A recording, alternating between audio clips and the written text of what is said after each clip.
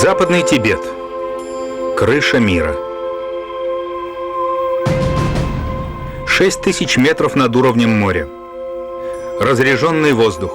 Бескрайняя каменистая пустыня. Здесь, в Западном Тибете, были найдены руины загадочного царства.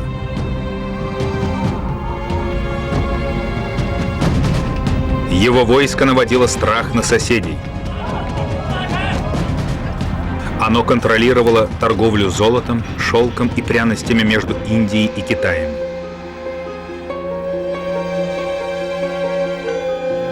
Сказочно богатое это царство обладало и духовной властью.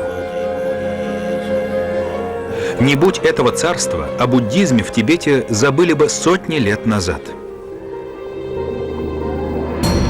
Но в первой половине 17 века это царство исчезло, практически без следа.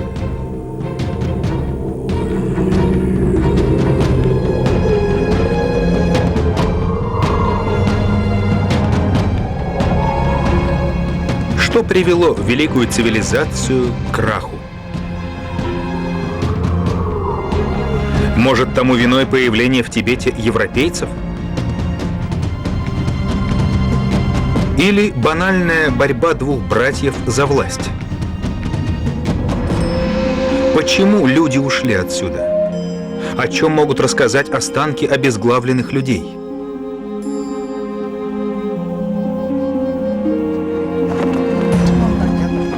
Тибетский историк и американский археолог намерены разгадать тайну забытого царства. В руинах 4-вековой давности они пытаются понять, что произошло с удивительным и загадочным царством Гуге. Гуге – забытое царство Тибета.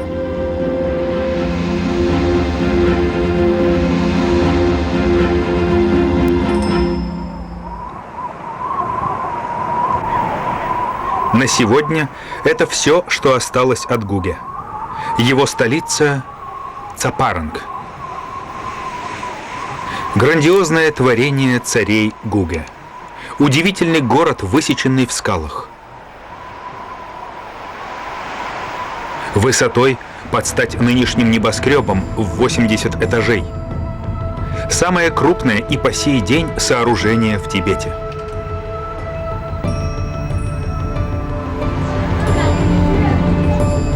Кажется, что эти улочки до сих пор хранят эхо шагов людей, построивших город на неприступной горе. Лабиринт ходов и лестниц ведет на 300 метров вверх, на вершину горы. От высоты захватывает дух.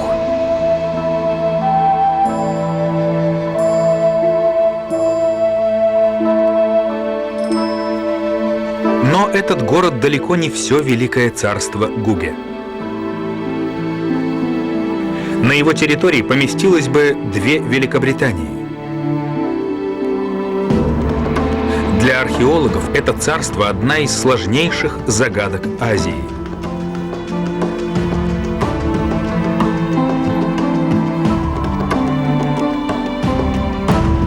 Кто построил этот удивительный город? Какова причина краха этой цивилизации?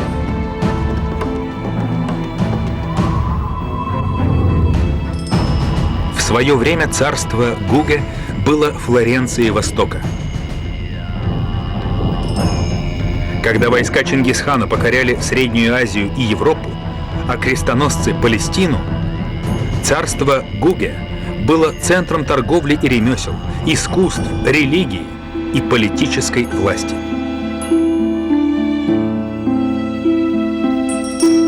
Стратегическое положение на Великом Шелковом пути позволяло ему контролировать торговлю золотом, шелком, шерстью и пряностями.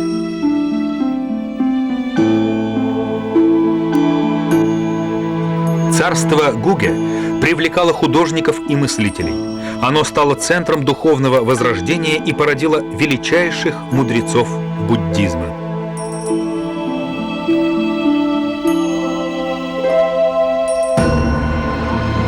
Но Но после 7 веков расцвета в 1630 году это царство рухнуло. Загадочные постройки – все, что осталось от некогда великой цивилизации. Первые фотоснимки царства Гуге. Благодаря итальянскому путешественнику Джузеппе Туччи в 1933 году европейцы впервые увидели эти величественные руины.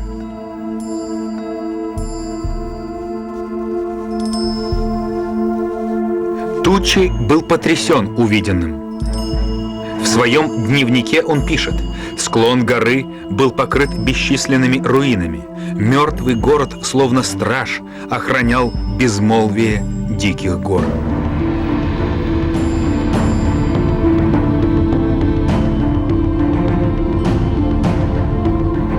Экспедиция Туччи не смогла разгадать тайну падения царства Гуге.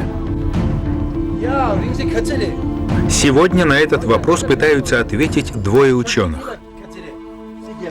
Американский путешественник и археолог Джон Белетца изучает историю Тибета 20 лет.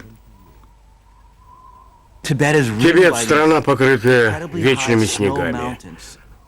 Край девственной природы, горные хребты, бурные реки, прозрачные озера, насыщенные краски, чистый свет и резкие тени.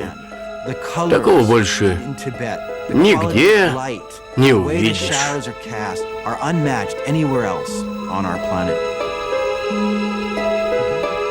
Тибет окружают могучие горные хребты Гималаев. К югу и западу от него лежит Индия, а к северу и востоку – Китай. Царство Гуге располагалось в западной части Тибета.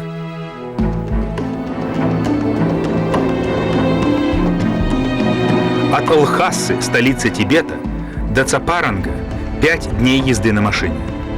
Причем не по шоссе, а по горам, в чрезвычайно суровых климатических условиях.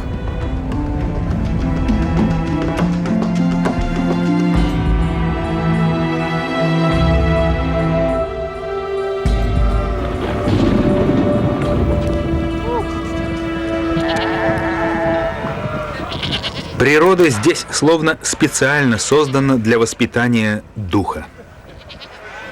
Есть такая поговорка: духовность у тибетцев в крови. Я думаю, что причиной тому ландшафт. Тибет лежит высоко в горах, до небес рукой подать. Большинство людей в мире поднимаются на такую высоту только на самолете. Условия для жизни здесь суровые. Здесь родился и вырос Церинг Гьялпо, один из лучших в мире специалистов по истории Тибета. Это его родина, и это его народ.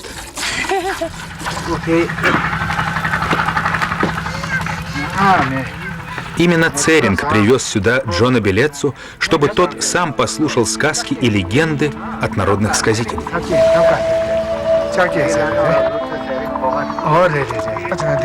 Все юрты устроены одинаково. Таков обычай. Левая сторона женская, а правая мужская. В дальней части живут старики в знак уважения.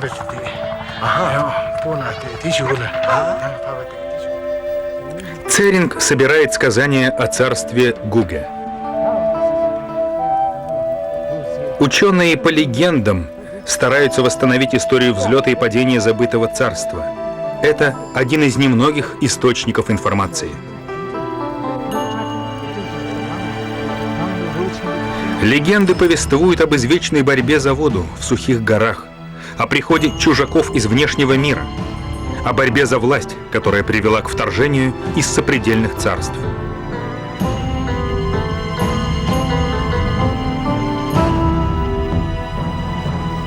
Церинг и Джон горят желанием раскрыть одну из величайших тайн Тибета. Как царство Гуге сумело набрать такую силу в бесплодной пустыне? И что послужило причиной его краха в 17 веке?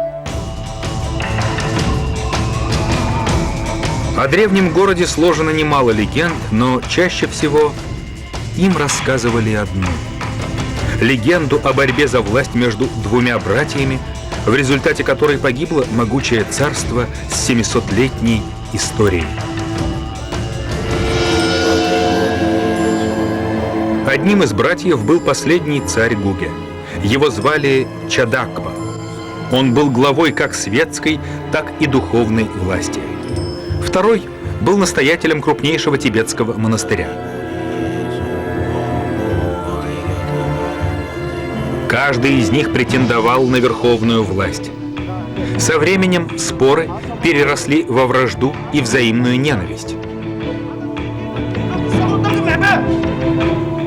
Возможно, именно она, как полагают ученые, стала причиной падения Гуге. О том, что творилось в Гуге, сложено много легенд. История царства состоит из бесконечных интриг. Царей убивали, низлагали, а власть переходила к брату или племяннику. Такое случалось не раз. От своих предшественников Чадакпа унаследовал этот удивительный акрополь – Цапаранг. Его предки превратили торговый город в крепость.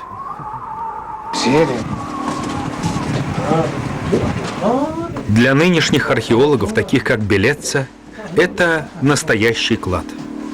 Цапаранг – удивительное место.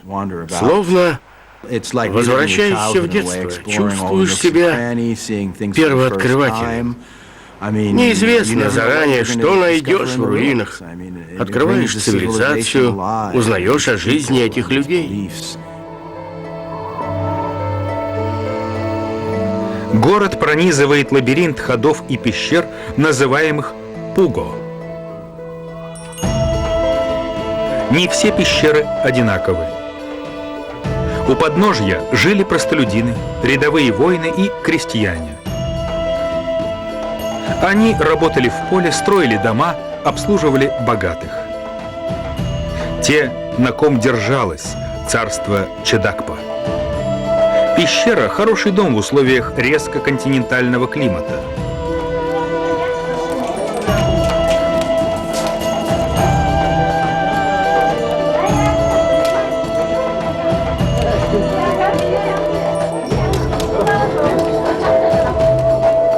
Глиняные стены – неплохая защита как от летней жары, так и от морозов зимой.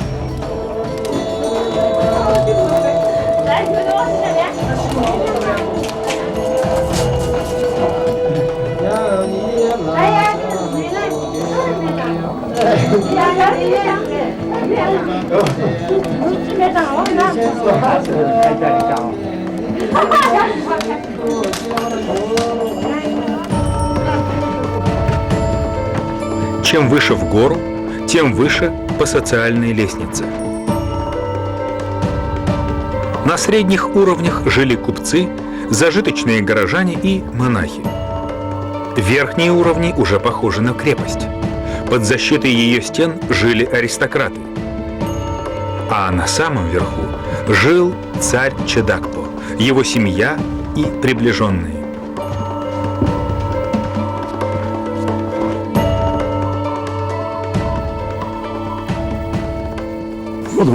Царский дворец – самая высокая точка Цапаранга.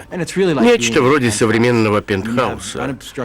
Отсюда царь мог обозревать все свои владения и видеть всех своих подданных. Здесь, буквально на вершине мира, он реально чувствовал свою власть.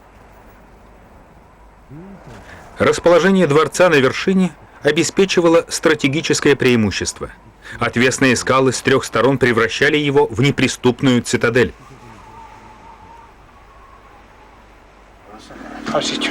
Видите, какие крутые склоны? Штурм крепости с этой стороны практически невозможен.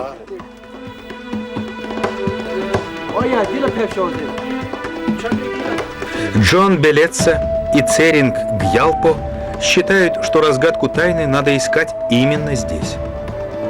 О чем могут рассказать эти древние стены? Вот уже много лет ученым не дает покоя вопрос, как взбирались на Акрополь правители Гуге. Не по этим же узким крутым лестницам, как простолюдины. Церинг полагает, что нашел ответ. Раньше считалось, что большая площадка в дальней части дворцового комплекса – это тронный зал. Церинг исследовал грунт и нашел в нем конские волосы и следы навоза. Анализ почвы показал, что в ней присутствует конский навоз. Вот это не что иное, как навоз. Помимо навоза, здесь нам попадаются и конские волосы. Были предположения, что конский навоз использовался в ритуальных целях. Но даже если здесь и впрямь была конюшня, то как лошади могли подняться в цитадель на 300-метровую высоту?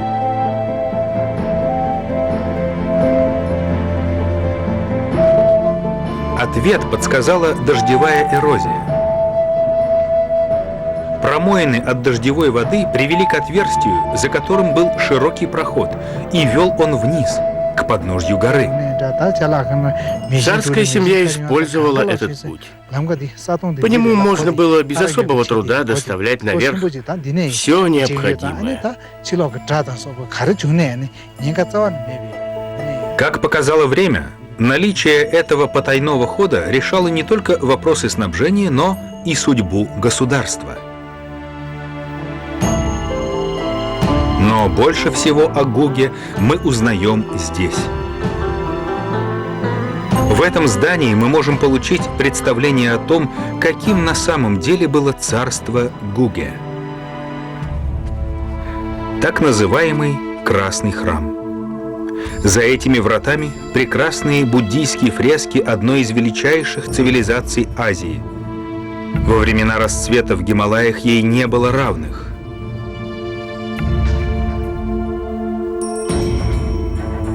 Эти фрески, подлинные документы Гуге, повествуют о жизни некогда могущественного царства.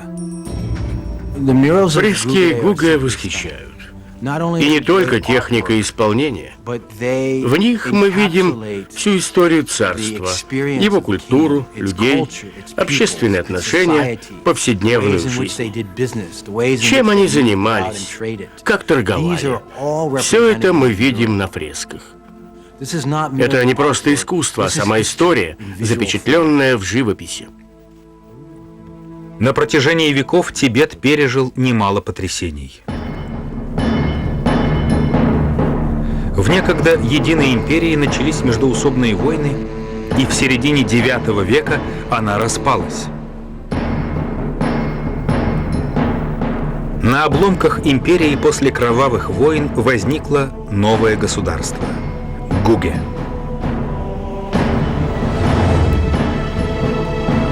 Вскоре Гуге стало одним из сильнейших государств своего времени.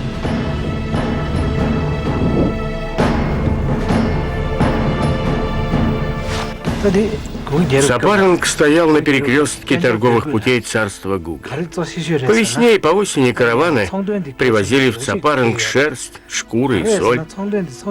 А летом приходили купцы с юга, из-за Гималаев. Торговля была основой благоденствия царства Гуге. Царство богатело за счет собственных золотых копий и пожертвований паломников. Но ни за какие деньги царь не мог купить для страны самое необходимое – воду. Цапаранг окружен пустыней, а без воды жизнь невозможна. Львиная доля расходов казны приходилась на доставку воды в город и на поля.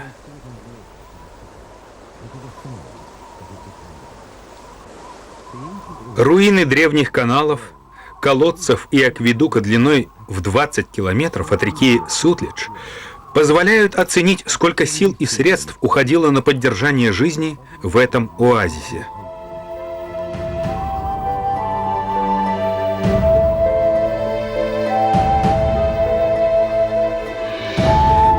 за существование не мешало знати вести роскошный образ жизни.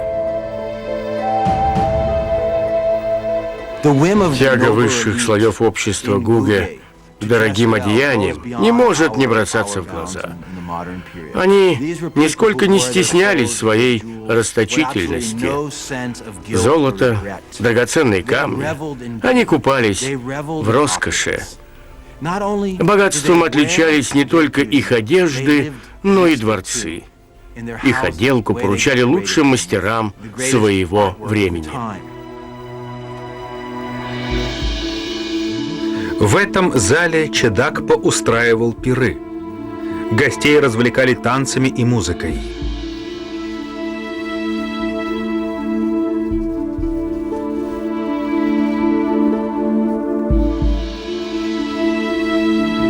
В арсенале хранились доспехи и мечи из великолепной стали. Мастерство оружейников Гуге славилось далеко за пределами страны.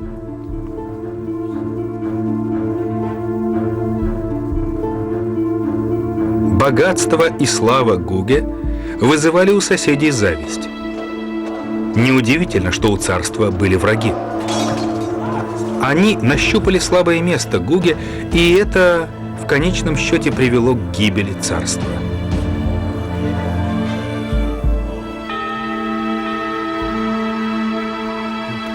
В 30 километрах от Цапаранга находится монастырь Тхалинг. Когда-то он был в 8 раз крупнее, чем сегодня. В годы расцвета Тхалинг насчитывал 900 монахов, а его власть была не меньше, чем у Ватикана в Европе.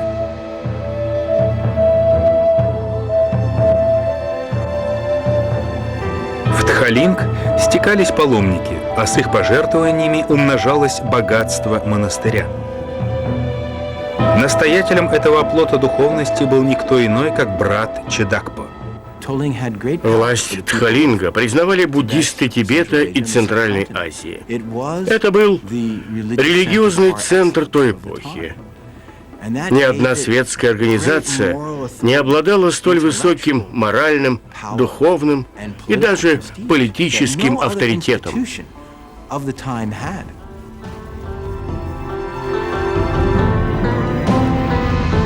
Буддизм появился в Тибете еще до образования царства Гуге. Однако войны значительно ослабили его позиции. И никто иной, как первые цари Гуге, возродили буддизм в Западном Тибете. Церинг Гьялпо говорит, что в 1076 году третий царь Гуге Еше-От созвал великое собрание учителей буддизма из разных стран.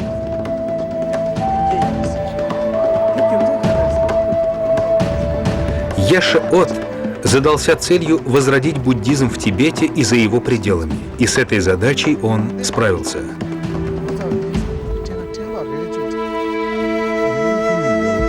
Прекрасные фрески донесли до нас сквозь века события того времени. Собор, на котором было посеяно семя, из которого возродился тибетский буддизм.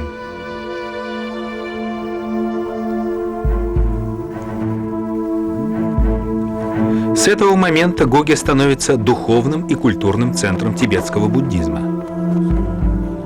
Царь пригласил лучших тибетских мыслителей.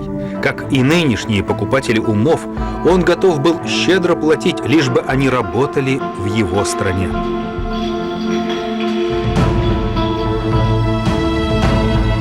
Гуге становится центром духовного возрождения.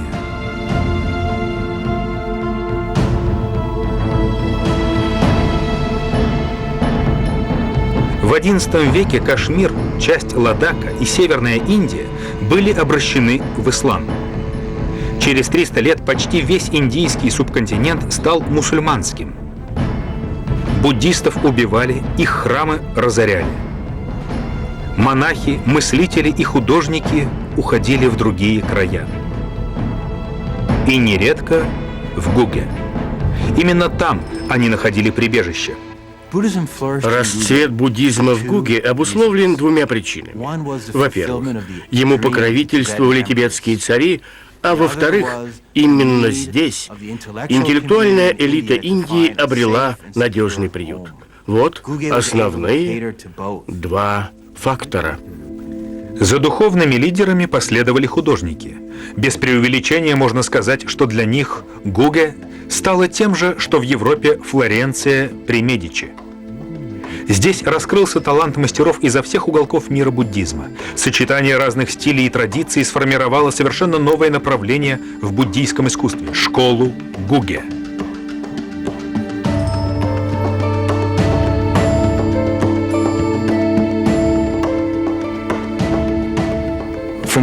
Что больше всего поражает при виде этих фресок, так это их разнообразие. Люди изо всех уголков буддийского мира. Гуге впитала культуры разных народов, и это мы видим на фресках. Благодаря сухому горному воздуху и отдаленности от нынешней цивилизации эти фрески прекрасно сохранились. Гуге окрепла за счет поддержки буддизма и притока населения извне. Не будь царства Гуге, буддизм в Тибете не выжил бы. Сегодня невозможно представить Тибет без буддизма. Наследие предков бережно хранят во всех слоях общества.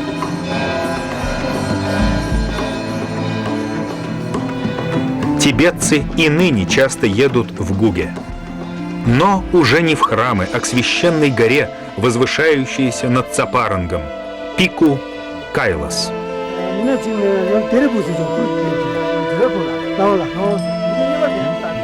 Глядя на нынешних паломников, вспоминаешь о всех тех, кто веками приходил сюда. Для многих это паломничество становится главным событием в жизни. Мы из Шигатса. Это в 3 днях пути отсюда. Вы пришли из Шигатса? Да. В этом году, я думаю, за 2 дня обойти вокруг Кайласа. А сколько на это обычно уходит времени? 2 дня, если быстро идти. А за 1 день вы много пройдете? Где думаете остановиться? Дойдем до Серипуга. Да, до деревни Серипуг.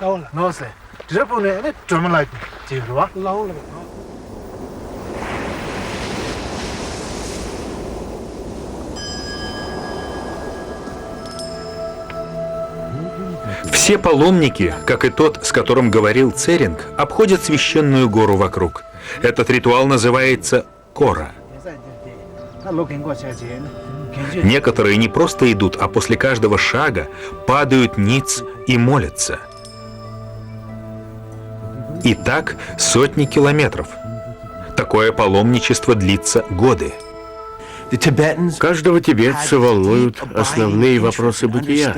Зачем человек рождается, откуда он приходит и куда уходит. Сначала он ищет ответ в древних сказаниях, а потом в учении буддизма. Тибетцев интересует природа человеческого бытия. Что есть человек? В эпоху расцвета Тхалинг за счет пожертвований паломников аккумулировал огромные богатства. Легенда гласит, что в царствование Чадакпа слава и богатство Тхалинга были столь велики, что в светской власти уже практически не было нужды. Государству были нужны рабочие руки – рыть каналы, выращивать ячмень, пасти стада. Но все больше людей уходило в монастыри. Царь Чадакпа понимал, что нехватка рабочей силы ослабляет государство.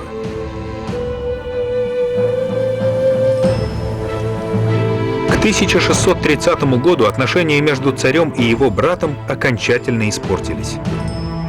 Между ними произошла крупная ссора и началась открытая борьба за власть между монастырем и монархом, религией и государством. Не хватало только искры, чтобы вспыхнул пожар. Начало конца царства Гуге.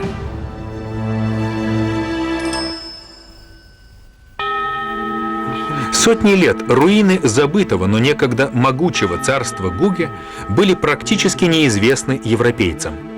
Благодаря сухому климату и отдаленности западного Тибета они прекрасно сохранились.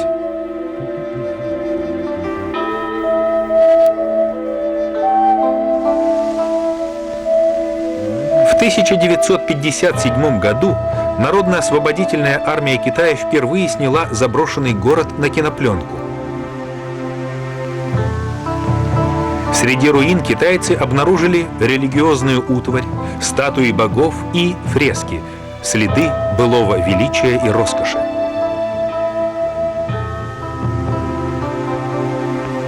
Но самое интересное и непонятное оказалось в глубоких пещерах.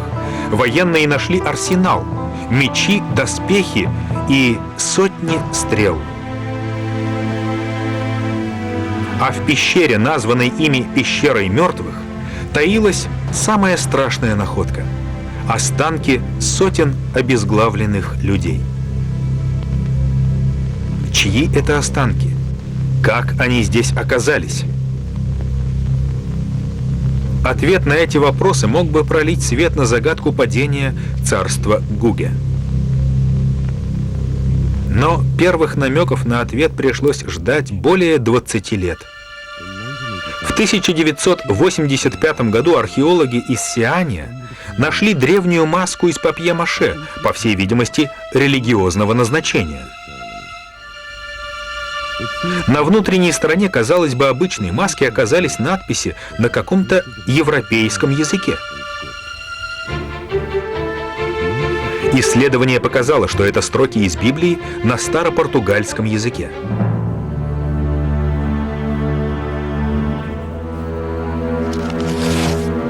Но как католическая Библия оказалась в ритуальной тибетской маске в далеком царстве Гуге?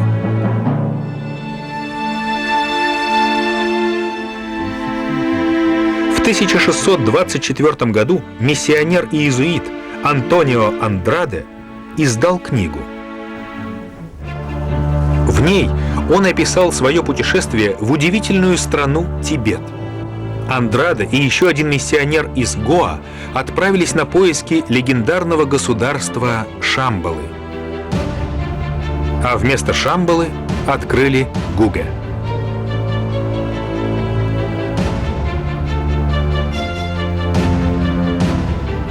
К этому времени отношения между Чедакпа и братом были напряженными и продолжали ухудшаться.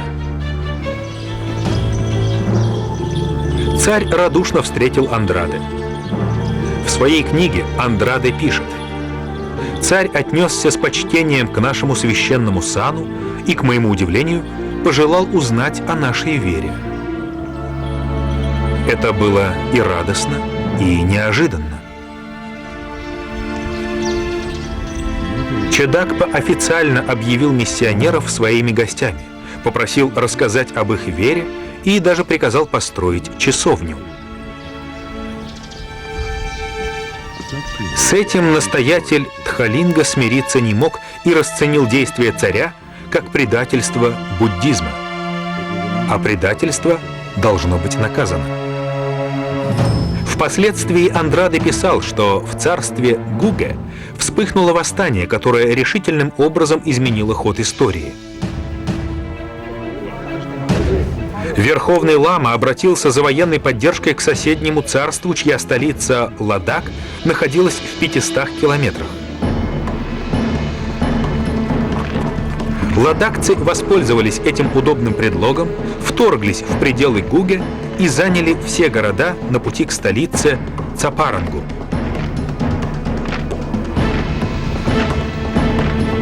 Экономические и политические ресурсы Гуге были исчерпаны. Подкреплений ждать было неоткуда. Цапарангу пришлось защищаться в одиночку. Но взять Цапаранг было непросто. С запада и с юга Цапаранг защищен отвесными скалами и практически неприступен. Царский дворец на вершине был окружен мощной крепостной стеной. Войска Ладака могли атаковать Цапаранг только с северо-востока, по пологому склону, но и этот путь преграждала мощная стена. Войска Ладака пришли к Цапарангу, окрыленные предыдущими победами. Они взяли все окрестные цитадели и были готовы к решающей битве.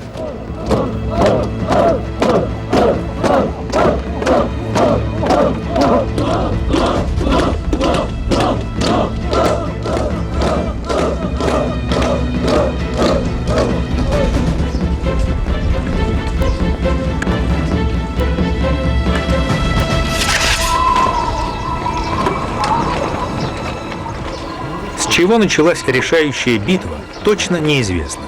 Ученые полагают, что ладакцы взяли город штурмом.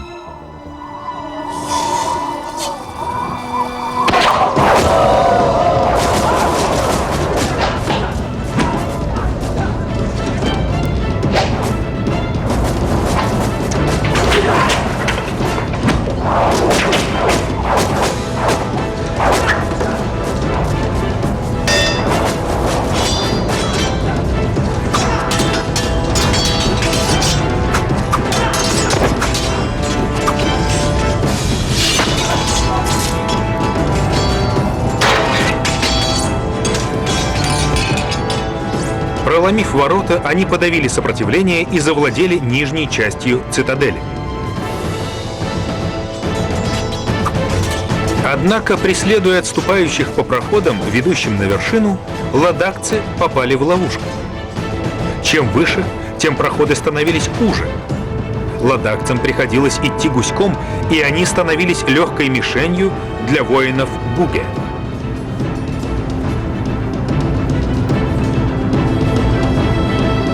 Понеся огромные потери, ладакцы были вынуждены прекратить преследование и отступить. Поняв, что взять цитадель штурмом невозможно, они решили, что лучшее действие — ничего не делать. Осада не позволит противнику уйти и перекроет доставку продовольствия и, главное, воды. Долго ли продержится Чедакпа и его люди без воды? Но царь Гуге знал то, чего не знали ладакцы. В толще горы вырублены пещеры. Джон Белетца и Церинг Гьялпо заметили одну странность. Прежде считалось, что они служили зимними апартаментами. Сюда якобы царская семья удалялась на зиму. Изучая пещеры, Джон и Церинг пришли к выводу, что, скорее всего, пещеры служили для других целей. В этой пещере никаких следов копоти. Вы правы. Следов копоти нет. Я думаю, в этой пещере был какой-то склад или, скажем, амбар. И в соседних пещерах то же самое. На мой взгляд, это не жилые помещения, кладовые, возможно. Если бы в них жили люди, не могло не остаться следов дыма и огня. И была бы дверь, скорее всего, деревянная. И потолки намного выше. Церинг полагает, что в этих пещерах мог храниться годовой запас продовольствия. Теоретически, Гуге могло продержаться довольно долго. Более того, тайными ходами осажденные могли выйти к источникам воды. Некоторые из них выходят на поверхность у реки Сутедж. Цапаранг не испытывал нехватки воды и продовольствия, но через месяц ладакцы предприняли новую попытку штурма. Захватчики контролировали нижнюю незащищенную часть города. К тому же в их руках была жизнь тысяч пленников, подданных Гуге.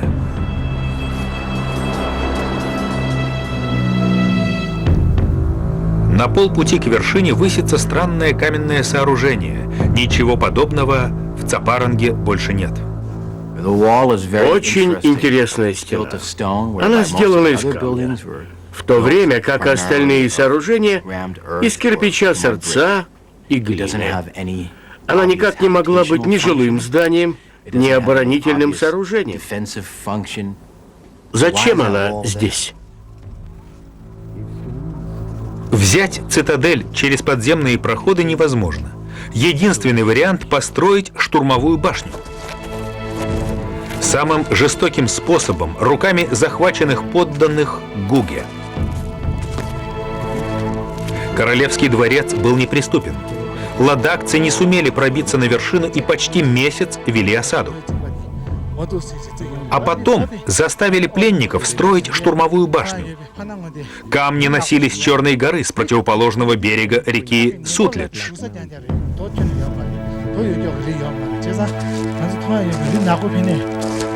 Штурмовая башня росла. Многим ее строительство стоило жизни. В легендах говорится, что пленников секли так, что у них лопалась кожа.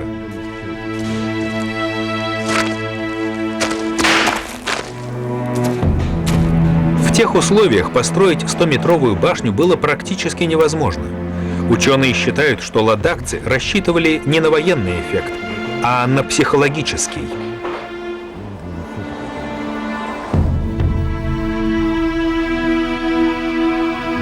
Долго ли Чадакпа сможет терпеть издевательства над своими подданными? В одной из легенд говорится, что последний царь Чадакпа страдал, видя, как его подданных бьют, и люди умирают от непосильного труда. Он видел страдания своего народа. И тогда царь Гуге из сострадания своему народу принял нелегкое решение — сдаться. Согласно легенде, в тот роковой для царства Гуге день Чадакпа вышел из цитадели с богатыми дарами, золотом и серебром.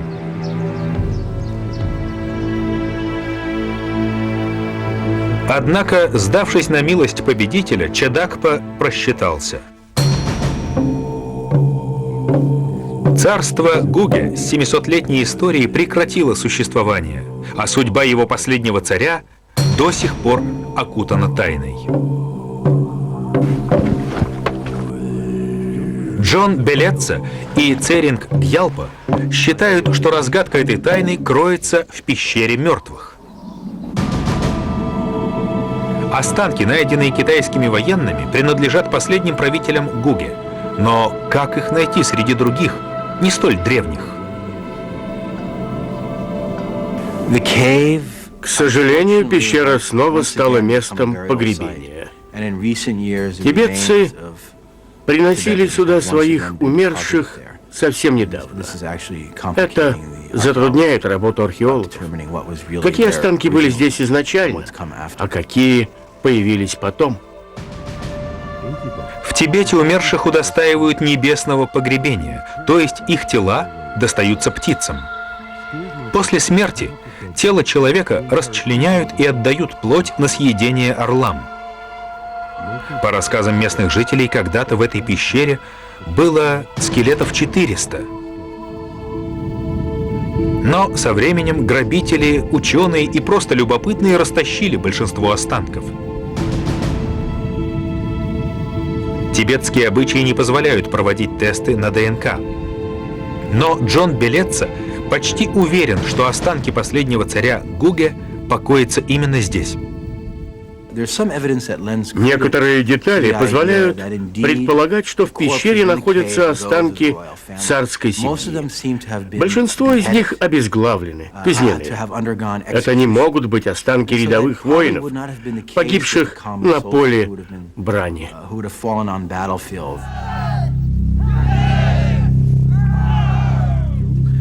Гипотезу Джона подтверждает легенда. Как только царь и его приближенные сдались на милость победителя, их тут же обезглавили.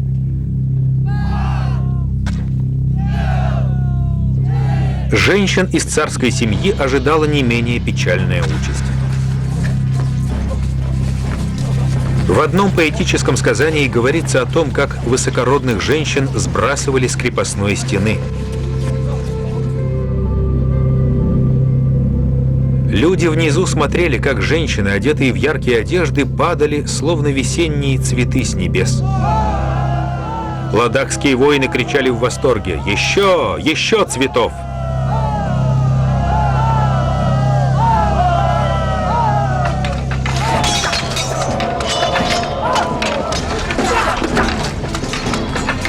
А настоятель монастыря пал от меча ладакского воина. Измена порождает измену. Его убили те, кого он считал своими союзниками. Но тайна раскрыта не до конца. Почему люди ушли из Цапаранга? Согласно легенде, последний царь Гуге построил акведук, по которому в город шла вода со священной горы за 80 километров. Акведук нарушил покой местных богов, и те разгневались на царя. Они прокляли его, поэтому, говорится в легенде, он и был побежден. Сверху из цитадели до сих пор видно, где между горами проходил древний акведук. А легенда, о которой говорит Церинг Гьялпа, подтверждается научно. С трех сторон Гуге охватывают крупнейшие горные системы – Гималаи, Каракарум и Кунь-Лунь. Климат в Западном Тибете в последние тысячелетия неуклонно менялся. Под натиском такого противника, как природа, человек не может устоять.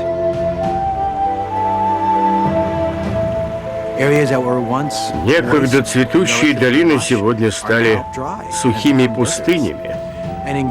В Гуге этот процесс проявился с особой силой, поскольку путь дождям преграждают высокие горные хребты.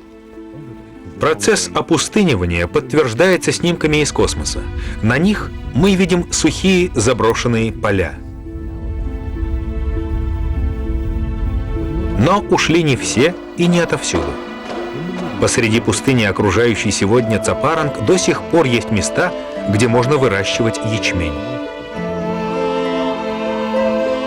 Не исключено, что царство Гуге пало не только под ударами чужеземцев, но и под натиском самой матери природы.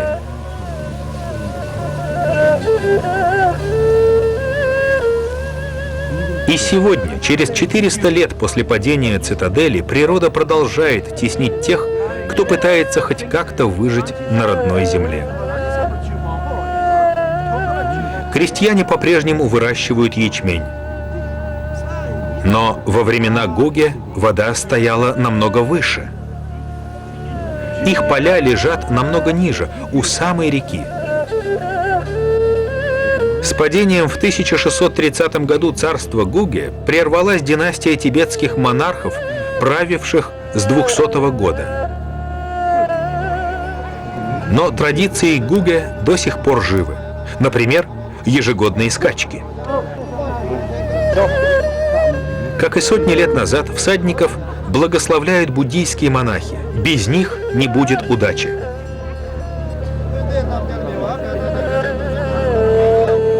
По традиции, участники обмакивают пальцы в пиво и стряхивают капли в небо в знак благодарности и жертвы богам.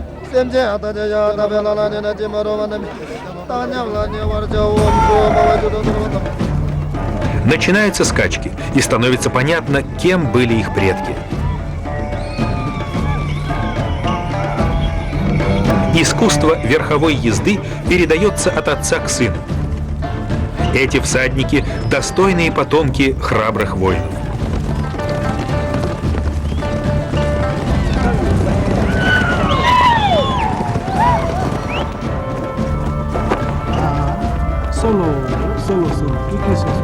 Церинг Гьялпа, уроженец этих краев, совершает жертвоприношение предкам и богам. Это моя молитва. Я приношу жертву и благодарю вас за покровительство и защиту. Мой дух будет вечно почитать вас. После гибели последнего царя Гуге Цапаранг стал местом скорби. Ладакцы правили страной 50 лет, а потом их изгнали тибетцы и их союзники монголы. Монголам пришлись не по душе узкие ущелья и пустыни западного Тибета. Они перенесли столицу выше, на открытую местность. Перестав быть столицей западного Тибета, город опустел и продолжает разрушаться и по сей день. После гибели последнего царя Гуге бразды правления перешли к 5-му Далай-ламе.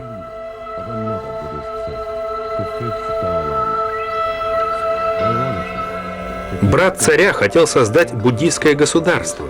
В каком-то смысле он своего добился.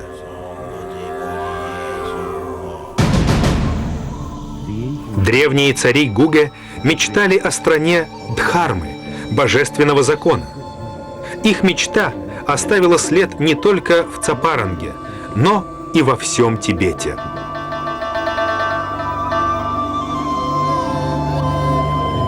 Они подарили Тибету буддизм. Этого достаточно, чтобы вечно хранить память о великом царстве. Царстве Гуге. Режиссер Патрик Флеминг, оператор Ян Шу, продюсер Питер Хейден. Совместное производство Bank Singapore, France 5, Of Defense и канала Discovery. Фильм озвучен фирмой СВ Дубль по заказу ГТРК «Культура».